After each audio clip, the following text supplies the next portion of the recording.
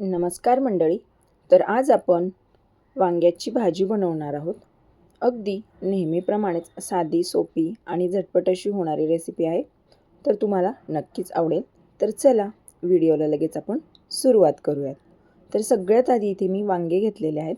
तर आपल्याला हे वांगे चांगले असे स्वच्छ धुवून घ्यायचे आहेत. याचे काटे काढून घ्यायचे आहेत आणि बारीक असे मधून याला उभी चीर अशी देऊन घ्यायची आहे आणि थोडं यामध्ये मीठ घालायचं आहे आणि स्वच्छ पाण्यामध्ये याला ठेवायचं आहे.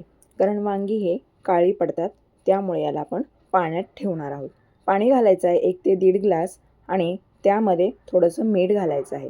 मीठ घातलं तर वांगी काय होतात की काळी पडत नाहीत, त्यामुळे मीठ घालून आपण याला साईडला ठेवणार आहोत. आणि आता इथे मी कढई गरम करायला ठेवलेली आहे. त्यामध्ये काही आपल्याला खडे मसाले घ्यायचे आहेत. तर इथे मी बेसिक मसाले घेतलेले आहेत. तर ते आपल्याला चांगले असे तेलामध्ये परतून घ्यायचे आहेत. आता यामध्ये उभा कट केलेला कांदा घातलेला आहे. तर कांदा पण आपल्याला छान असा लाल रंग होईपर्यंत परतून घ्यायचा आहे. कांदा छान परतला की त्यामध्ये लगेच आपण अद्रक आणि लसूण घालायचे आहे. अद्रक लसूण पण कांद्यासोबत आपल्याला छान अशी परतून घ्यायची आहे. आता हे सर्व परतत असतानाच त्यामध्ये खोबरं घालायचं आहे. तर मी इथे सुकं खोबरं घेतलेलं आहे. तुम्हाला हवं असेल तर तुम्ही इथे ओलं खोबरंसुद्धा ॲड करू शकतात. आता हे आपल्याला कमी गॅसवरती छान असं भाजून घ्यायचं आहे. आणि आता यामध्ये आपण थोडी लाल मिरची आणि हिरवी मिरची मी घातलेली आहे. तर तुम्हाला आवडत असेल तर घाला, मिरची नसेल आवडत तर तुम्ही इथे स्किप पण करू शकतात.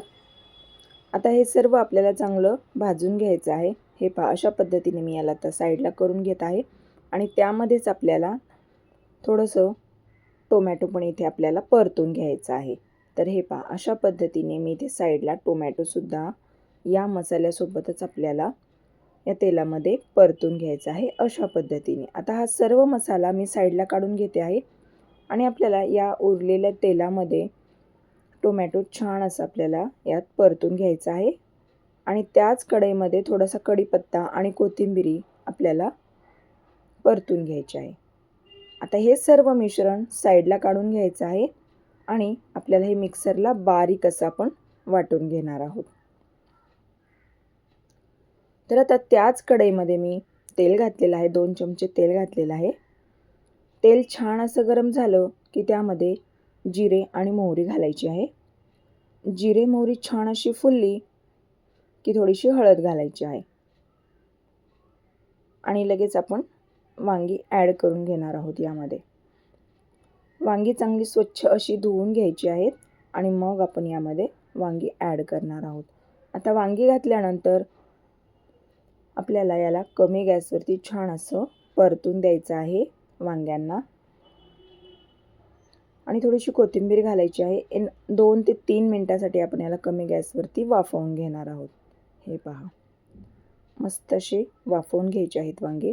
आणि मी इथं वाटूनसुद्धा घेतलेलं आहे अशा पद्धतीने. तर हे पहा, आता यामध्ये आपण आपल्या आवडीनुसार इथे मसाले ॲड करायचे आहेत. तर मी इथे लाल तिखट, गरम मसाला आणि थोडी धनेपूड घातलेली आहे. मसाले छान परतून घ्यायचे तेलामध्ये आणि वाटलेला जो मसाला होता, वाटलेलं वाटण ते यामध्ये ॲड करायचं आहे. आणि कमी गॅसवरती छान असं हे मिश्रण सर्व आपल्याला परतून घ्यायचं आहे.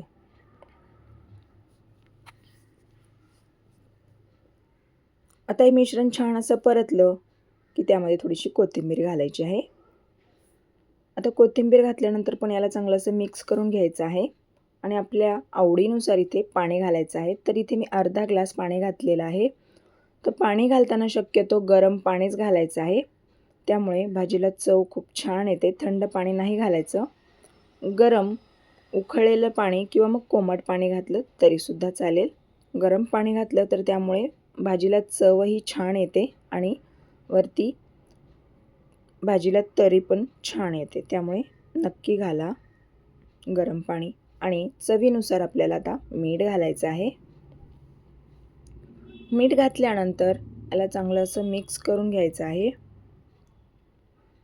भाजीला छान अशी एक उकळी काढून घ्यायची आहे. त्याला 2 मिनटासाठी मी झाकून ठेवलं होतं. हे बघा, मस्त आपली वांग्याची भाजी तयार झालेली आहे. आता वरतून आपण याच्यावरती थोडी कोथिंबीर घालून घेऊया आणि वांगे शिजले आहेत का नाही तर ते पाहायचे, दाबून पाहायचं आहे देठाला. तर तयार झालेली आहे आपली ही वांग्याची भाजी. तर ही भाजी तुम्ही भाकरीसोबत, पोळीसोबत, भातासोबत कशासोबत पण खाऊ शकतात. अप्रतिम अशी आणि भन्नाट चवीची ही भाजी बनून तयार होते. तर मंडळी, आजची रेसिपी तुम्हाला कशी वाटली मला कमेंटमध्ये नक्कीच कळवा. व्हिडिओ जर आवडला असेल तर व्हिडिओला एक लाईक नक्की करा आणि जर चॅनलवरती तुम्ही नवीन आला असाल तर चॅनलला सबस्क्राईब करा. तर चला, पुन्हा भेटूया अशाच एका तुमच्याच आवडत्या नवीन रेसिपीसोबत. तोपर्यंत धन्यवाद.